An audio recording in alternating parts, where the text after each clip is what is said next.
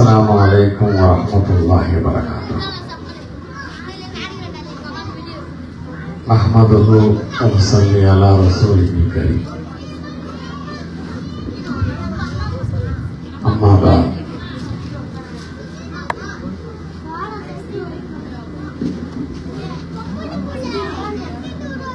ஹாஃபில் பட்டமளிப்பு விழா ஹாஃபில் குர்ஆன் என்ற ஒரு அழகான பெயரை அதிகாரப்பூர்வமாக சனதுகளுடன் அவருக்கு நாம் கொடுக்க இருக்கிறோம்.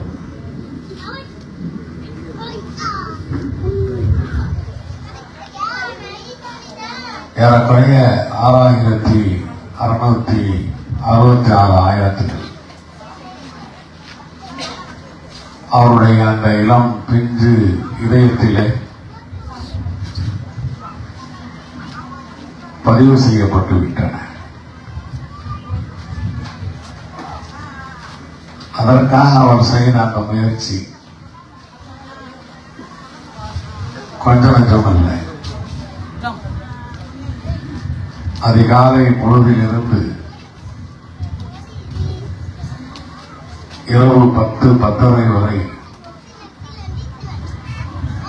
திரும்பவும் திரும்பவும் திரும்பவும் ஓதி ஓதி இதயத்திலே பதிய வைப்பது வெறுமனே ஒரு மனிதனுடைய முயற்சியினால் மட்டும் நடக்கக்கூடிய விஷயம் அல்ல. அல்லாஹுடைய பேருதவி யாருக்கு இருக்கிறதோ அவர்களுக்கு மட்டும்தான் அந்த வாய்ப்பு கிடைக்கும். இந்த குர்ஆன் 23 ஆண்டு காலம் நபி அவர்களுக்கு இறங்கியது. குர்ஆன் நபியால் உருவாக்கப்பட்டதல்ல, எழுதப்பட்டதல்ல, அல்லாஹுடைய வாசகம் அது, அல்லாஹுடைய பேச்சு அது, அல்லாஹுடைய கலாம் அது. குர்ஆன் அல்லாஹுடைய சிஃபத், அல்லாஹுவால் மக்லூக் படைக்கப்பட்டதல்ல. நீங்கள் நாங்கள் நாம் வாழ்கின்ற பூமி, கடல், மரம், சூரியன், சந்திரன், ஆகாய வெளிகள் எல்லாம் அல்லாஹ்வால் படைக்கப்பட்டது. அல்லாஹ் இருக்கிறான் என்பதற்கு இவையெல்லாம் பெரிய ஆதாரம். குர்ஆன் அப்படியானதல்ல. குர்ஆன் அல்லாஹ்வுடைய சிஃபத், பண்பு. அல்லாஹ் எப்படி கதீமோ, பூர்வீகமானவனோ, அல்லாஹ்வுக்கு எப்படி தொடக்கம் இல்லையோ ஆரம்பம் இல்லையோ, அதே போன்றுதான் குர்ஆனுக்கும் தொடக்கம் இல்லை, ஆரம்பம் இல்லை. அந்த குர்ஆன் நபி அவர்களுக்கு இறங்கும் போது நபி அவர்கள் பட்ட கஷ்டங்கள், சிரமங்கள் சொல்லி மாறாது.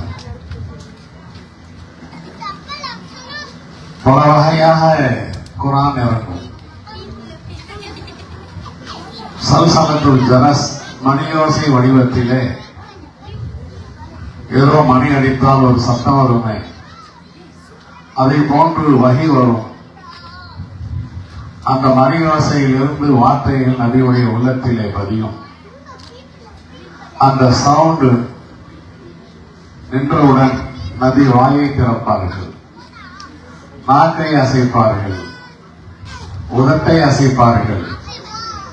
அல்லாஹுடைய பேச்சு வரும். வஹி வரும்போது நபியுடைய உடலில் பல மாறுதல்கள் ஏற்படும். கடுமையான குளிர் காலத்தில் கூட உயர்வை அப்படியே கொட்டான கொட்டும். உதடுகள் நடுங்கும். ஒரு தடவை ஒரு சஹாபியின் மடியில் நபியுடைய கால் பதிந்திருக்கிறது. நபி அவர்கள் தலை வைத்து படுத்திருக்கிறார்கள். அந்த நேரத்திலே நபி அவர்களுக்கு வகி வந்துவிட்டது. அந்த நபி தோழர் சொல்கிறார், பயந்து போய்விட்டேன், என்னுடைய தொடை எலும்புகள் எல்லாம் நசுங்கி தூள் தூளாக ஆகிவிடுமோ என்று. நபியுடைய உடல் அந்த கணம் தொடையில் பாய்ந்து தாங்க முடியாத அளவிற்கு ஒட்டகத்தில் சென்று கொண்டிருக்கும் போது வகி வந்தால் அந்த ஒட்டகம் தரையில் அமர்ந்துவிடும் என்றெல்லாம் சொல்லியிருக்கிறார்கள்.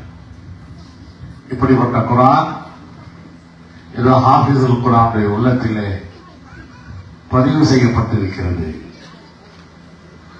அல்லாஹ்வுடைய பெயர்கள் இவர்களுக்கு பெரிய அந்தஸ்து அல்லாஹ் இடத்தில் இருக்கிறது. அல்லாஹ் அஹதுல்லா என்னுடைய குடும்பத்தினர் என்று சொல்கின்றான்,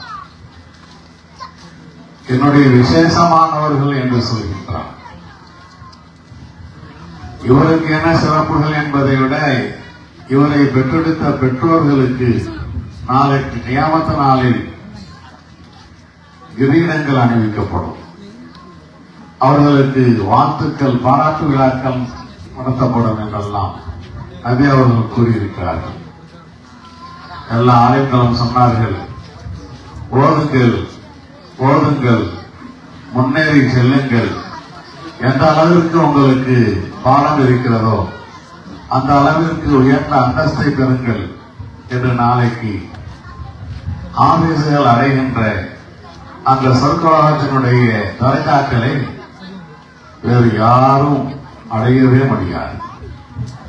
பெற்றோர்களே, நம்முடைய பிள்ளைகள் ஹாஃபிஸ்களாக இருக்கிறார்கள் என்றால் உலகமே உங்களுடைய கையில் கொடுக்கப்பட்டாலும் அதனால் ஏற்படக்கூடிய சந்தோஷத்தை விட என்னுடைய மகன் ஹாஃபிஸ், என்னுடைய மகள் ஹாஃபிஸ், நான் இதை கொண்டுதான் பெருமிதம் அடைகிறேன் என்ற அந்த நிலை ஏற்பட வேண்டும். எனவே இந்த இதயம், குர்ஆன் பதிவு செய்யப்பட்ட அந்த இதயம் தூய்மையான இதயம், அழுக்காறுகள் இல்லாத இதயம். அதை அவர்கள் திரும்பவும் திரும்பவும் ஓதி மறக்காத அளவுக்கு பாதுகாத்துக் கொண்டார்கள் என்றால் உலகத்திலே இவர்களை விட உயர்ந்தவர்கள் யாரும் இல்லை. ஹைருக்கும் மன் தஅல்லமல் குர்ஆன் வ அல்லமஹு என்ற பட்டியலில் இவர்கள் எல்லாம் வந்து விடுவார்கள். ரஹமத் நகரிலே ஒரு கிராமத்திலே ஷுஐப் ஹாஜியார் அவர்கள் ஹிஃப்ழ் மதரசாவை உண்டாக்கி அதை நடத்துவதற்கு ஒரு பொருத்தமான நபரை மௌலானா ரஃபீக் ஆலிம் அவர்களை தேர்ந்தெடுத்து இந்த ரஹமத் நகருக்கு ஒரு பெரிய சிறப்பை தந்திருக்கிறார்.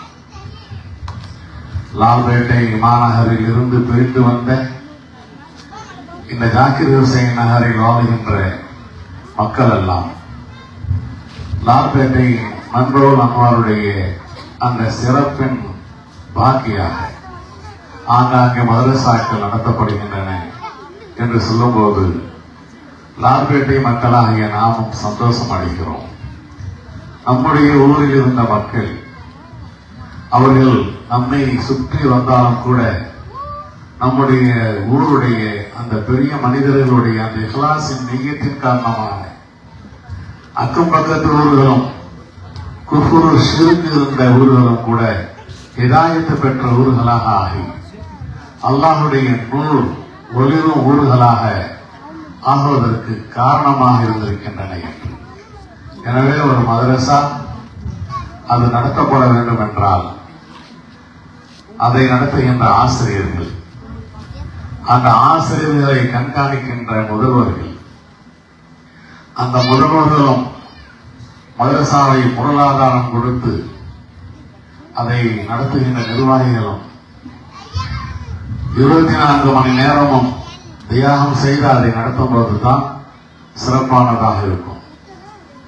ஷுஐப் ஹாஜியார் சொன்னதை போன்று அவருடைய பேரார்வம், அவருடைய ஆசை, காபாவுக்கு அருகிலே செய்த துவா அது கபூலாகி ஒவ்வொன்றாக நிறைவேறிக் கொண்டிருக்கிறது என்ற அந்த சந்தோஷமான செய்தி நமக்கெல்லாம் ஒரு பெரிய சந்தோஷமாக இருக்கிறது. இந்த மேடையிலே பெரிய பெரிய மனிதர்கள், மன்போல் அன்வாருடைய நிர்வாகிகள் எல்லாம் அமர்ந்து இந்த சந்தோஷத்தில் பங்கு கொள்கிறார்கள்.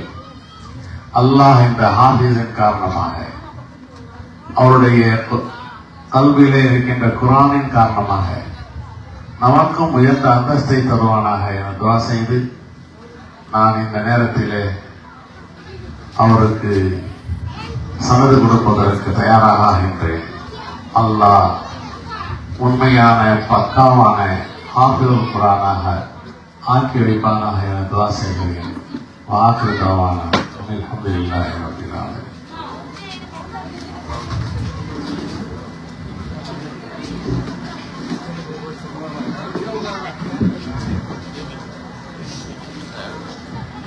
நம்முடைய மதரசா பஷரத் உம்மா நம்முடைய மதரசாவுடைய முதல் ஹாஃபிஸ் உடைய பட்டம் வழங்கும் நிகழ்ச்சியை நடைபெறுகிறது. ஹாஃபிஸ் முகமது ஆரிஃப் அஃப்வான், அவங்களுடைய தந்தையுடைய பெயர் மௌலவி ஹாஃபிஸ் சதகத்துல்லா ஹஜரத் அவர்கள், ஜாஃபர் விதி, லால்பேட்டை, கடலூர் மாவட்டம். சதகத்துல்லாவும் ஆரிஃப் அஃப்வானுக்கு பக்கத்தில் வந்து நிற்கும். நாளைக்கு கியாமத்து நாள்ல இவருக்கு கண்ணியம் கொடுக்கப்படுவதை போன்று இன்ஷா அல்லாஹ் தஆலா சதகத்துல்லாவுக்கும் கிரீடம் அணிவிக்கப்படும். அதனுடைய முன்மாதிரியாக 2 பேருமே வாங்க.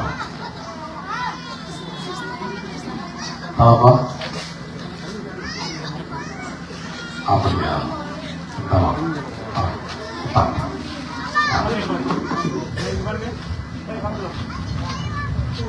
வாங்க சாயம்.